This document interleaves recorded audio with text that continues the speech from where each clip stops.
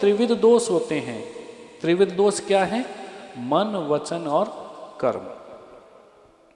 अगर आप कोई भी जो है आपके मन, वचन, कर्म से आपने कोई भी गलत कार्य किया है तो आप रामचरितमानस की कथा जैसे ही सुनोगे आपके ये दोष जो है वो मिट जाएंगे। दूसरी बात, दुख दारिद्र। मनुष्य के जीवन में ये दुख और दारिद्र कहाँ कहाँ से आते हैं? 3 जगह से आते हैं, ये भी सुन लो। जरा, जन्म और मरण। जरा, जन्म और मरण। आपके जीवन में ये जो 3 दुख आए हैं ये भी जो है कथा सुनने से मिट जाएंगे। तीसरी बात आई है दरिद्रता मिटेगी। और मनुष्य दरिद्र जो है किससे कैसे होता है? तन से, जन से और धन से। ये 3 तरह से मनुष्य जो है वो दरिद्र हुआ करता है। तन से, आप बीमार हो, जैसे ही आपको बुखार आई, बड़े बड़े जो अरबपति, करोड़पति, खरबपति भी होंगे वो डॉक्टरों के आगे औंधे मुंह पड़ जाते हैं जाकर के, महाराज मर रहा हूं मैं। वो पैसा क्या काम कर, वो भी दरिद्र है। जन से, लोगों से परेशानी है, परिवार वालों से परेशानी है। जन का मतलब होता है कि जीवन में किस तरह के लोग आए हैं हमारे पास में, कैसे लोग जुड़े हैं। आप जो है कैसे लोगों से आपकी मित्रता है, आपका बेटा कैसा है, आपका भाई कैसा है, आपकी माँ कैसी है, आपका पिता कैसा, आपकी पत्नी कैसी, ये जन से दरिद्रता है। तुलसीदास जी 3 तरीके से दरिद्रता आती बताई है, वो भी मिट जाती हैं। फिर कहते हैं कि पाप भी मिट जाएगा। और पाप भी क्या है? 3 तरह से आता है, दैहिक, देविक और भौतिक। ये 3 तरह के जो है पाप होते हैं। हम कहते हैं कि भी पाप तो हो जाता है, लेकिन मनुष्य को देखो, पाप करने के अंदर उसको कोई परेशानी नहीं होती है। पाप तो वो कर ही देता है, पाप तो हो ही जाता है, लेकिन परेशानी कैसी होती है? पाप के संताप से होती है। पाप का परिणाम क्या होता है? दैहिक होता है, भौतिक होता है। एक शरीर के ऊपर दैविक यानी कहीं न कहीं उसका जो है भगवान से कनेक्शन होता है, शरीर का भगवान से कनेक्शन होता है। और जैसे ही अगर हमने इस शरीर से कोई पाप किया, भगवान इस शरीर से दूर हो जाते हैं। और जैसे ही भगवान दूर होंगे, कोई न कोई रोग जो है शरीर को लग जाता है। भौतिक, ये जो आपकी भौतिक जिंदगी है उसके ऊपर भी पड़ता है। ये तीनों मिल जाए तो संताप होता है। दैहिक, दैविक और भौतिक, ये तीनों मिल जाए तो अब बैठ के सर पे हाथ रख के कहते हैं कि हे भगवान, अब मेरा क्या होगा। लेकिन जैसे ही आप रामचरितमानस की ये कथा को सुनोगे तो आपका ये संताप जो है वो दूर हो जाएगा। संताप का मतलब होता है परेशानी। पाप करने में आपको कोई दिक्कत नहीं है, पाप तो करोगे, लेकिन दिक्कत कहाँ आएगी? जब आपके जीवन में परेशानी आएगी, चिड़चिड़ापन होगा, बेचैनी होगी, थकान होगी, निराशा होगी, उदासी आएगी, हताशा होगी। इसी का नाम संताप है। गलत काम किया, गलत काम करोगे तो ये सारी चीजें आपके जीवन के अंदर आएगी।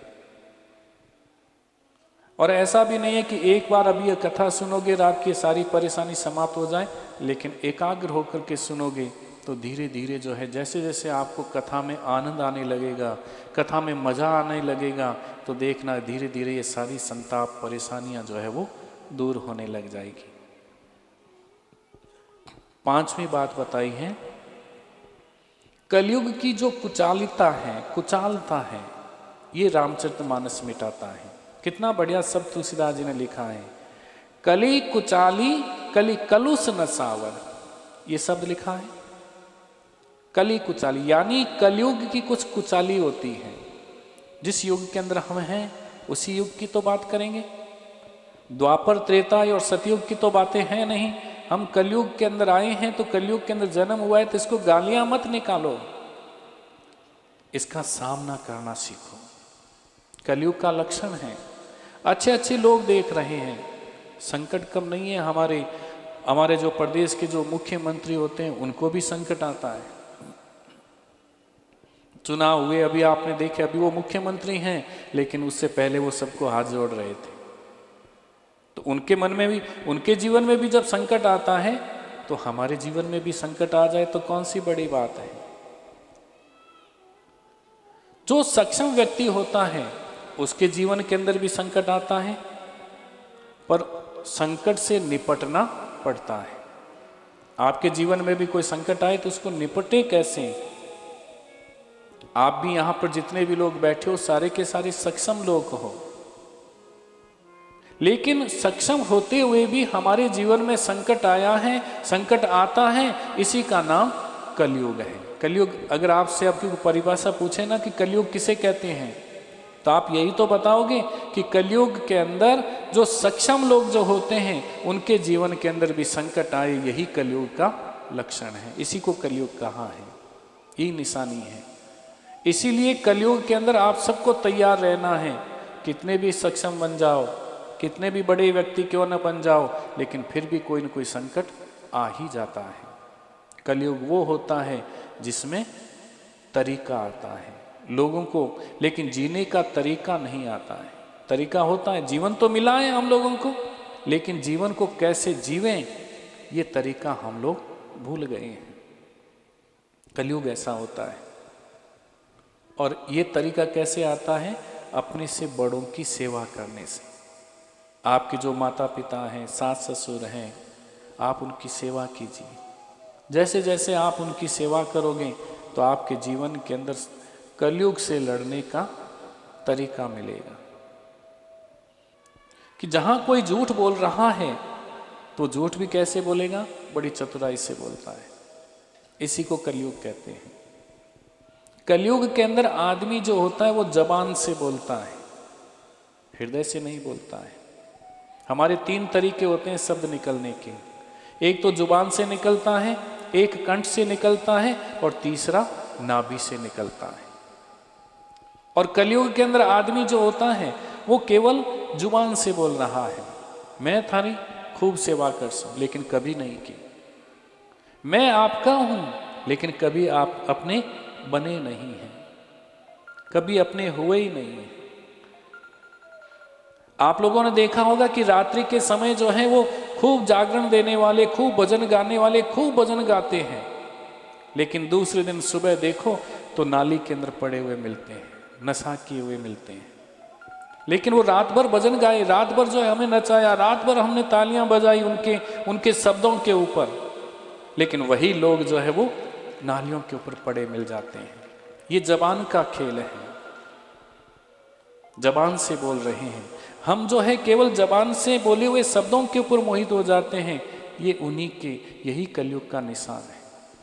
निशानी बताइए। कलयुग के जीव के शब्द जो हैं सूख गए, जीभ जो है हमारी सूख गई है, क्योंकि दिल तो काम कर ही नहीं रहा है। जब तक हमारा दिल काम नहीं करेगा तब तक जो है वो जुबान गीली हो ही नहीं सकती है। कलयुग के अंदर ऊंची ऊंची इमारतें हो गई हैं, पर नींव सूख गई है। जिंदगी में बचपन उसकी नींव है। लोग बचपन पर काम नहीं करते और बचपन को गुजारते रहते हैं। ये कलयुग है, इसी को कलयुग कहते हैं। हम लोग किसी से बात करें ना, आप किसी से पूछो कि कैसे हो, जी रहे हैं, चल रहा है। दूसरों को सब आप जो है आप देखना, दूसरे लोग आपको कहेंगे कि बहुत सुखी आदमी है, लेकिन हमारे मन में क्या है ये तो हम ही जानते हैं। ये कलयुग है। कलयुग में बड़े बड़े रास्ते बन गए हैं, 4 लेन 8 लेन, कितने रास्ते बन गए, बाईपास, मेन रोड सब हो गई, पर दिल से दिल तक पहुंचने का रास्ता जो है वो बंद हो गया है। यही कलयुग है, इसी को कलयुग कहा है। इसको हम लोगों को समझना है। एक दूसरे के दिल तक पहुंचने का रास्ता कैसे पहुंचा जाता है, ये हम जो है 5 दिनों के अंदर सीखेंगे। जो आदमी दूसरे के दुख से या दूसरे के दुख से दुखी नहीं है, पर दूसरे के सुख से दुखी है, इसी का नाम कलयुग है। सामने वाले के घर में ये गाड़ी कैसे आ गई, दूसरी, हम किसी दूसरे को देखते हैं 1000 रुपए की साड़ी पहनी हुई देखते हैं तो हम दुखी हो जाते हैं कि देखो इसकी साड़ी मेरी साड़ी से सफ़ेद कैसी है। इसी का नाम कलयुग है। और इसी कलयुग को जो है ये रामचरितमानस बाहर निकालता है। हनुमान जी एक ऐसा गोटा मारते हैं और वो कलयुग वहां से भाग जाता है, निकल जाता है। क्योंकि इसको किसने रचा है? रची महेश निज मानस राखा। पेज नंबर 36 दोहा संख्या 34 के अंदर ये बात लिखी है कि इसको किसने लिखा है? भगवान शिव ने लिखा है, महादेव ने इसको रखा है। और मानस को उन्होंने अपने मस्तिष्क के ऊपर रखा है। रामचरित मानस को जो है शिव जी ने कहाँ रखा है? अपने सर के ऊपर रखा है। और समय आने पर पार्वती को उन्होंने सुनाया है। विवाह हुआ, कब सुनाया? जब विवाह हो गया था पार्वती का, तब सुनाया था। ये आगे कथा आएगी। फिर तुलसीदास जी ने कहा कि कैसे सुने। इसको सुनने का भी एक तरीका होता है कि कहो कथा सोई सुखद सुहाई, सादर सुनो सुजन मन लाई। कैसे इस कथा को हमको कैसे सुनना चाहिए? वो कहते हैं कि मैंने वो कथा कही है, उसको आप जो है सादर सम्मान सहित इस कथा को सुनना चाहिए, मन लगाकर। तुलसीदास जी क्या कह रहे हैं? मन लगाकर के इस कथा को सुनना चाहिए। क्योंकि तुलसीदास जी को मालूम था कि आगे के लोग जो हैं सादर से तो सुनेंगे, आदर से तो सुनेंगे। भाई आप लोग आए हो, ये आपके मन में भाव है, आदर है, आप आए हो, लेकिन मन लगा करके सुन लें ये कोई गारंटी नहीं है। लेकिन तुलसीदास जी सबसे पहले क्या लिख रहे हैं कि इस कथा को जो है वो आदर से सुनना है। बहुत से लोग कहते हैं ना कि क्या करूं, सत्संग में आनंद नहीं आता है, अच्छा नहीं लगता है। क्यों नहीं लगता है? क्योंकि उन्होंने अभी तक उस सत्संग में मन नहीं लगाया है। आप लोग बैठे तो हो यहाँ पर, तन से तो बैठे हो, लेकिन मन कहाँ है? कट है मन, कहाँ चला गया है मन हमारा? ये मन कितनी बार भागा होगा। पंडाल में बैठे हैं, लेकिन कईयों का मन जो है पंडाल के अंदर भी भाग रहा है। बाहर सड़क के ऊपर घूम करके आ गई, घर घूम करके आ गई, और यहाँ बैठे बैठे भी कई बार अच्छा ये भी आई है, अच्छा ये भी आया है। जो छोटा बालक जो कुचालियां मारता है, गुलाची मारता रहता है, ठीक उसी प्रकार से हम लोगों का मन भी जो है ऐसे ही कुचाली मार रहा है। कथा कहाँ हुई है? भारद्वाज मुनि बसही प्रयागा। ये कथा कहीं छोटी मोटी जगह के ऊपर नहीं हुए हैं। ये भारद्वाज मुनि नाम के एक संत हुए हैं जो प्रयाग के अंदर रहते हैं। वहां कोई मेला लगा होगा, प्रयाग में मेला ही तो लगता है, कुंभ का मेला लगता है, और वहां पर जो है साधु संत लोग जो है इकट्ठा होते रहते हैं। तो उस समय भारद्वाज मुनि के आश्रम के अंदर याज्ञवल्क्य जी महाराज जो है वो आए थे। तो उन्होंने, भारद्वाज मुनि ने उनको प्रणाम किया। तो भारद्वाज मुनि ने कहा कि महाराज आप मुझे राम कथा सुनाइए। अब देखो, एक संत जो है दूसरे संत से कह रहे हैं कि आप मुझे जो है वो राम कथा सुनाइए। तो उस समय जो है याज्ञवल्क्य जी क्या कह रहे हैं? देखो राम कथा में ये 46 चौपाई के अंदर आप देखना घर जाके, तात सुनऊ सादर मनुलाई, कहो राम के कथा सुनाई। क्या बोला? शब्द क्या आया है? मनुलाई। फिर शब्द आया, एक ऋषि दूसरे ऋषि को कह रहा है कि महाराज आप कथा सुनो तो मन लगा करके कथा सुनना।